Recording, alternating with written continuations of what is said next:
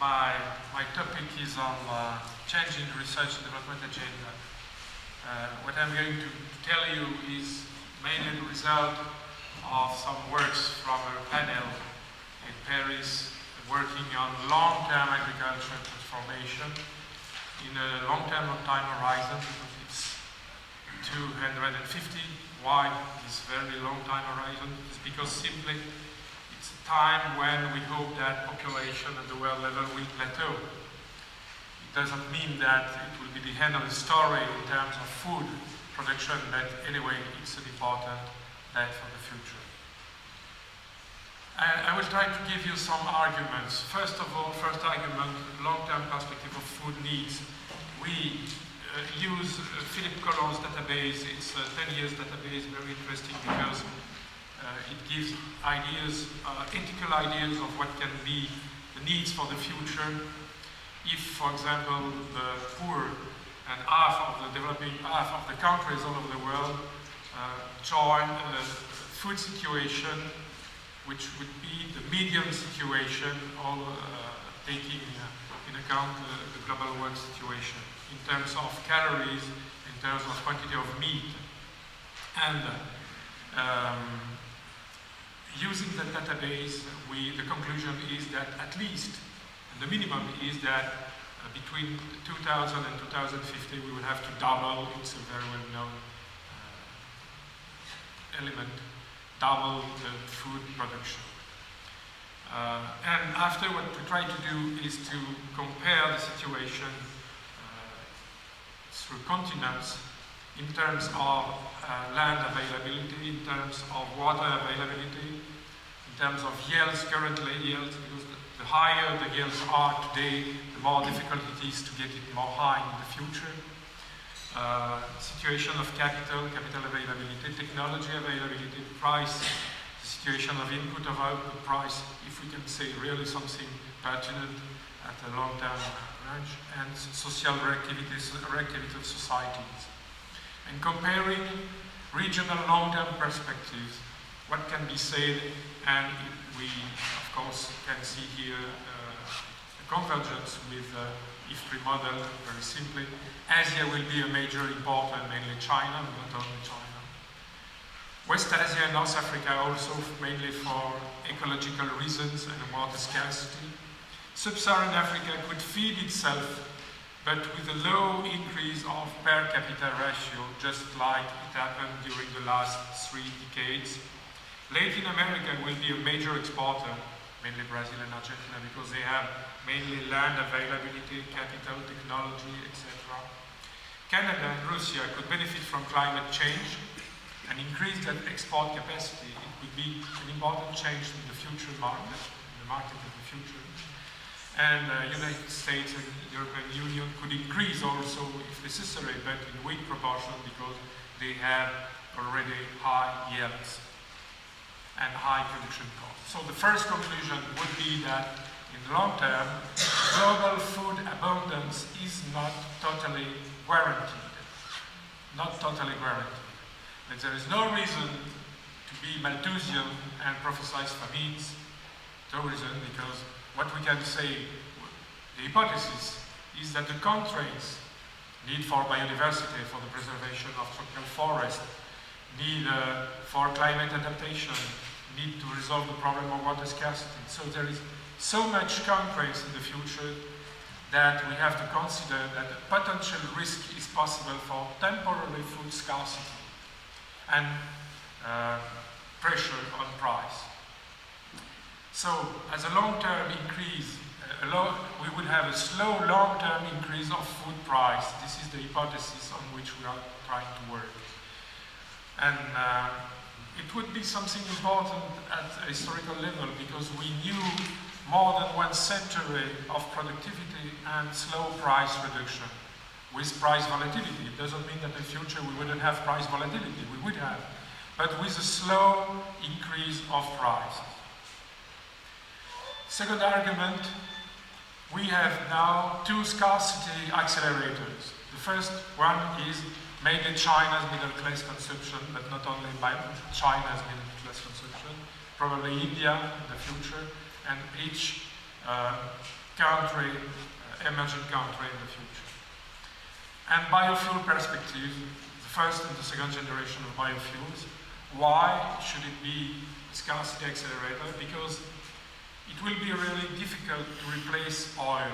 Oil is so fantastic, has a so fantastic capacity of energy production with low volume of liquid, easy to transport and to put it in the tank of your vehicle, that frankly biofuel will certainly have an important role in the future, even if it gives, if it reinforces food price in the future. So we will have certainly, for this reason, another argument for food price increase, because the signal is in that way. We have also an increased risk of natural disaster. It's a question, of course, but it could be in the future something important also. We have the example of Australian drought recently and, of course, Myanmar hurricane. So, would it give more price volatility? Probably. Third argument, we had 2 decades of structural adjustment that were totally unfavorable to agriculture. Of course, structural adjustment was absolutely necessary, but it has been adverse to agriculture. And IFPRI said it, a lot of researchers said it in the past, they weren't heard. Donors have reduced aid to agriculture, and these 2 arguments are probably the main cause, the main reason why yields have been plateauing in many green revolution areas all over the world, and one of the main reasons for reduction of world stocks. So it has been giving other middle-term, long-term signals of scarcity. Another argument, structural argument, public policies in developing countries have been favoring cities and disfavoring agriculture. Because simply governments, and we have to understand this, are under the pressure of the street, of the cities, for food. Import, we have also to say this, import has always been a very lucrative business for governments, officially or non-officially. And farmers are very often considered a backward society unable to change. And I remember one of the meetings in Kampala on the 2020 initiative where several presidents of republics were saying that they have been themselves considering agriculture as backward societies unable to change. And of course, economically speaking, farmers of the developing countries have no power on markets and no power on prices. So this is really a concern for the future, because it could reduce the elasticity capacity to respond to higher prices. At the same time, there is a shock. Energy prices are increasing dramatically, with direct transmission to agricultural prices, mainly by the way of tillage cost and cost of fertilizers because of the energy cost, transport cost, and something that we sometimes forgot, but I have in mind. 15 years ago, France Penning de Vries here in Belgium saying that deposits of phosphorus would certainly are limited in time, anyway limited in terms of the easy capacity to transform it with high tenor of high content of phosphorus in the deposit itself. So for me the signal is that we need a big change in technology and it's becoming inevitable. Something much more known, pollution has to be reduced. I will say that pesticide molecules are really a problem for the future, for 3 aspects. First, health for the producers themselves, for farmers, health for consumers. We will have certainly much more strict future standards, but all the corporates in this area are saying that the duration and efficiency of molecules is reducing time, reducing efficiency, because of the occurring of biological resistance. So the cost for research and development of new molecules for a duration, for life, which is reduced, is really straight for this kind of industrial activity. So here also the conclusion is we need for a new technology. So we have a new equation. Part of the equation is what I call the Conway equation.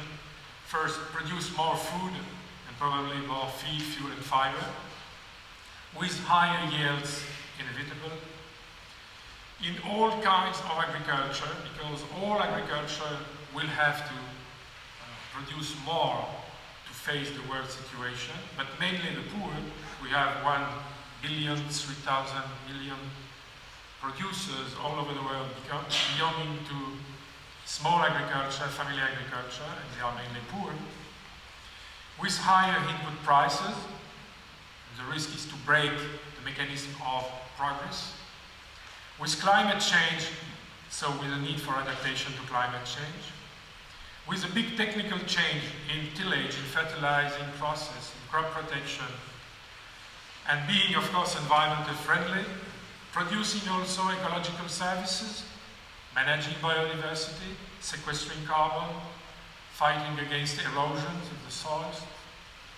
But what is really very new, with better price, if there is good price transmission to producers.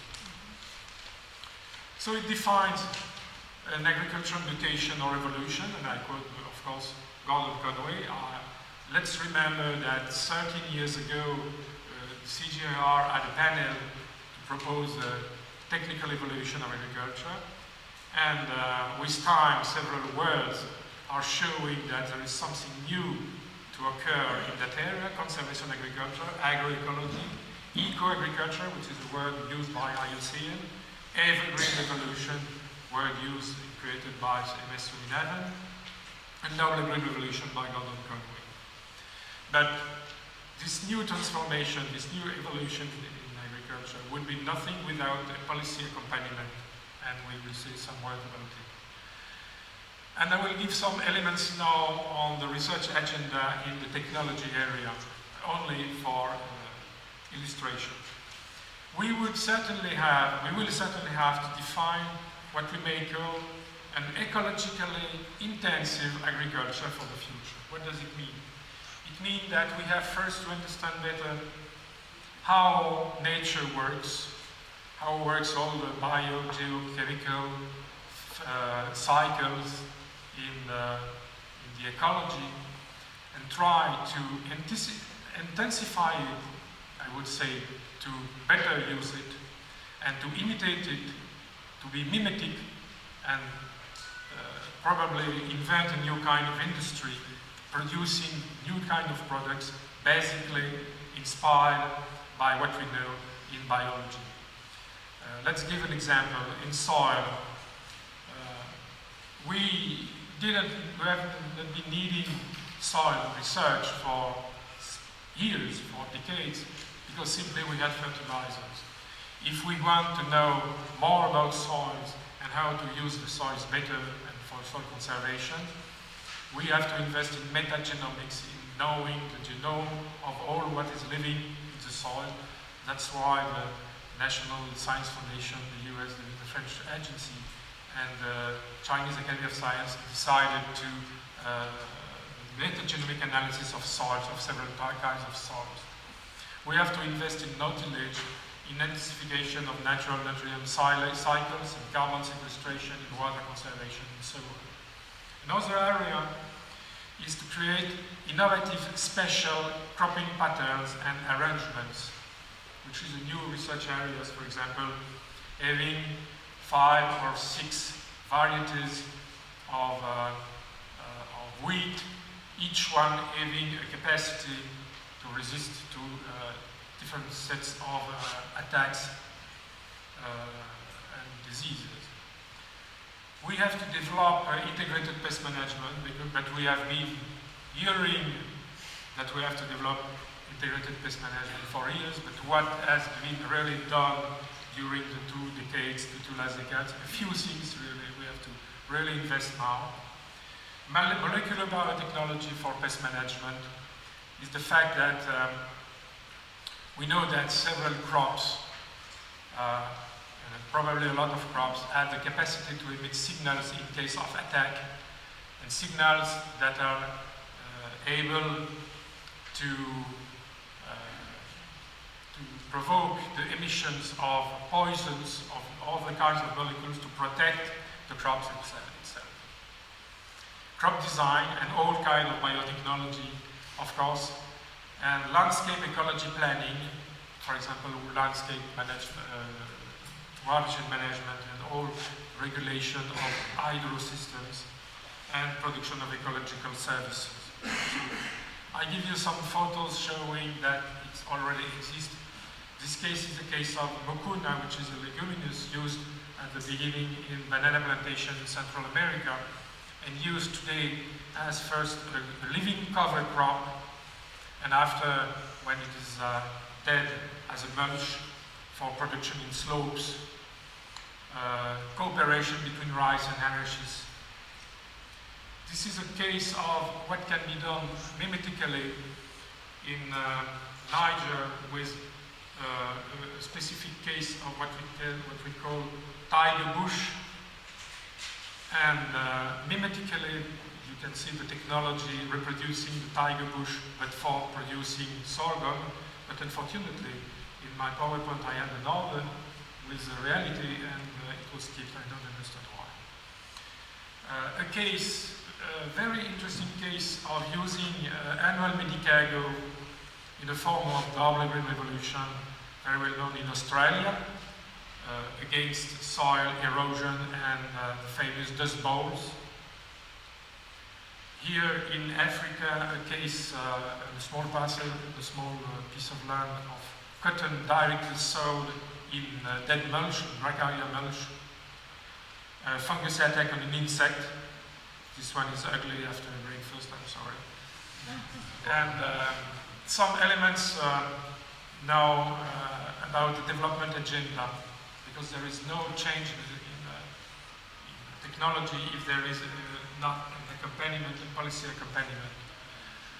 We would have certainly to define at national, regional, and world level strategies, fractal strategies, nested strategy for food security, in order to reverse policies that have been adverse to agriculture during the last 2 decades, and at the same time, strategies able to adapt agriculture to climate change. The second aspect, of course, it needs a lot of research, economic and social research. Second, define a new system for price stabilization. Of course, we can count with future markets, but stabilization of price and stabilization of income is absolutely necessary if you want that the investment that you will do in agriculture will lead to technical change and a better system, a better cropping system in agriculture in developing countries. We have also to invest in agricultural infrastructure, but this is a program of the World Bank. But I would like to insist on landscape infrastructure, what we call green frameworks for the future, and in education, because the new technologies that I've been presenting very rapidly are very intensive in education. They are knowledge intensive. So it's an important component for the future education. And one question would be, what could be done in the future with WTO? If a part of the world is going to import food from countries where production of food will increase dramatically because of the destruction of forests, we will constitute a tremendous ecological bubble that will be broken one day. So one question would be, how do we in the future take into account ecological dumping in WTO? I know that it is a taboo question, but it's a real question for the future at world level. All this would need an international discussion and agreement, and I'm very pleased that IFPRI plays classically its intellectual role, and we have now to ask to FAO, to the World Bank, and to WTO mainly, to take into account the shock that agriculture is receiving just now, because the shock today has to wake up everybody to understand that the shock is one thing, but the long-term situation is another picture, which is also very, very important and dramatic for the future.